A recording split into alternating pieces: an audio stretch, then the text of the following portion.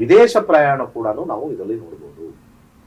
ಇದೇ 6, 8, 12ರಲ್ಲಿ 12ನೇ ಮನೆ ವಿದೇಶ ಪ್ರಯಾಣ ಬರುತ್ತೆ. ಅದು ಒಂಥರ ನಮಗೆ ಮಾನಸಿಕ ಚಿಂತನೆ.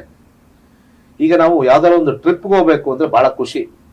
ಟ್ರಿಪ್ಗೆ ಹೋಗ್ತೀವಿ, 4-5 ದಿವಸ ಇರ್ತೀವಿ, ಬಂದ್ಬಿಡ್ತೀವಿ. ಅದು ಒಂಥರ ಊರು ನೋಡ್ದಂಗೆ. ಅಲ್ಲೇ ಒಂದು 15 ದಿವಸ ಇರಿ, ಹೋಮ್ ಸಿಕ್ನೆಸ್ ಬರ್ತದೆ.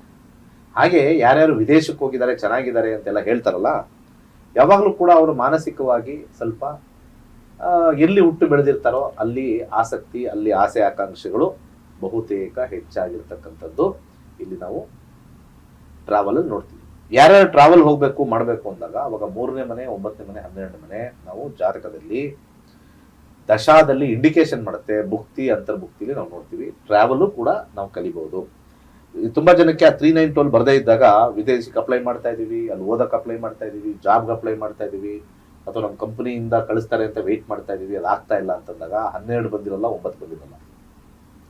ಯಾವಾಗ 9 ಮತ್ತೆ 12, ವಿಶೇಷವಾಗಿ 12 ಬರುತ್ತೋ ಅವಾಗಲೇ ನಾವು ಟ್ರಾವೆಲ್ ಮಾಡೋದು. ಈಗಿರ್ತಕ್ಕಂಥ ಪರಿಸ್ಥಿತಿನ ಬಿಟ್ಟು ಇನ್ನೊಂದು ಜಾಗದ ಪರಿಸ್ಥಿತಿಗೆ ಹೋಗೋದೇ 12ನೇ ಮನೆ. ಈಗ ನಾವೊಂದು ಪರಿಸ್ಥಿತಿ ವ್ಯವಸ್ಥೆಯಲ್ಲಿ ಇರ್ತೀವಿ, ಒಂದು ವ್ಯವಸ್ಥೆ ಬಿಟ್ಟು ಇನ್ನೊಂದು ವ್ಯವಸ್ಥೆಗೆ ಹೋಗೋದೇ 12ನೇ ಮನೆ. ಟ್ರಾನ್ಸ್ಫಾರ್ಮೇಶನ್ ಅಂತ ಅದಕ್ಕೆ ಕರೆಯೋದು. ಅದಕ್ಕೆ 6, 8, 12 ಟ್ರಾನ್ಸ್ಫಾರ್ಮೇಶನ್. 6ನೇ ಮನೆ ಟ್ರಾನ್ಸ್ಫಾರ್ಮೇಶನ್ ಆಫ್ ಜಾಬ್, 8ನೇ ಮನೆ transformation of life, 12th house transformation of place ಅಂತ ನಾವು ಈ 3 ಲೆವೆಲಲ್ಲೂ ನಾವು ಕರಿತೀವಿ. ಇದು ಟ್ರಾವೆಲ್ ಬರುತ್ತೆ. ಇನ್ನ ಸಾಮಾನ್ಯವಾಗಿ ನಮಗೆ ಜ್ಯೋತಿಷದಲ್ಲಿ ಸಾಕಷ್ಟು ಸಣ್ಣ ಸಣ್ಣ ಸಣ್ಣ ಪ್ರಶ್ನೆಗಳಿರುತ್ತೆ. ಅದನ್ನ ಪ್ರಶ್ನಾಶಾಸ್ತ್ರದಲ್ಲಿ ನಾವು ನೋಡ್ತೀವಿ.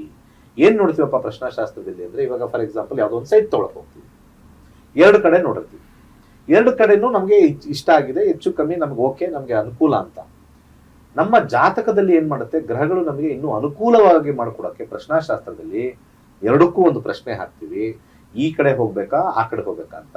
ಅಲ್ಲಿ ಫೇವರಬಲ್ ಕಾಂಬಿನೇಷನ್ 2ರಲ್ಲಿ ಯಾವ್ದು ಬೆಸ್ಟ್ ಇರುತ್ತೋ ಅದನ್ನ ನಾವು ತಗೊಳ್ಬಹುದಾಗುತ್ತೆ.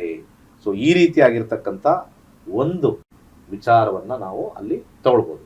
ಅದ್ರ ಜೊತೆಗೆ ಪ್ರಶ್ನಾಶಾಸ್ತ್ರ 2 ಕಂಪನಿ ಇರುತ್ತೆ ನಮಗೆ. 2 ಕಡೆ ನನಗೆ ಆಫರ್ ಸಿಕ್ಕಿದೆ, ಯಾವ ಕಡೆ ಹೋದ್ರೆ ನನಗೆ ಅಭಿವೃದ್ಧಿ, ನೆಮ್ಮದಿಯಾಗಿರ್ತೀನಿ, ಹಾಗೆ ಶಾಂತತೆ ಇರುತ್ತೆ, ಗ್ರೋತ್ ಇರುತ್ತೆ, ಸಂಬಳನೂ ಟೈಮ್ ಕರೆಕ್ಟಾಗಿ ಕೊಡ್ತಾರೆ ಇದ್ದಾಗ ಅಲ್ಲೂ ಕೂಡ 2 ಕಡೆ ಹಾಕಿದಾಗ ನಾವು ಹಾಕೋಬಹುದು.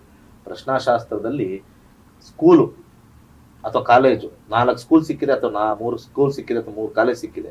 ಯಾವಾಗ ಸ್ಕೂಲ್ಗೆ ನಮ್ಮ 3ಕ್ಕೂ ಒಳ್ಳೇದೇ, ನಮ್ಮ ಮಗ 3ಕ್ಕೆ ಯಾವ್ದಾದ್ರು ಓಕೆ ಅಂತಾರೆ, ನಾವು ಶಾಸ್ತ್ರದಲ್ಲಿ ಜಾತಕ ಹಾಕೊಂಡು ಅಲ್ಲಿ ಹಿಂಸೆ ಆಗದೆ ಇರತಕ್ಕಂಥದ್ದು, ನೆಮ್ಮದಿ ಇರ್ತಕ್ಕಂಥದ್ದೊಂದು ಜಾಗವನ್ನು ಹುಡ್ಕೊಳ್ತಕ್ಕಂಥದ್ದೇ ಈ ಪ್ರಶ್ನಾಶಾಸ್ತ್ರ ಪ್ರಶ್ನ ಮಾರ್ಗದಲ್ಲಿ ಹೇಳ್ಕೊಡ್ತೀವಿ.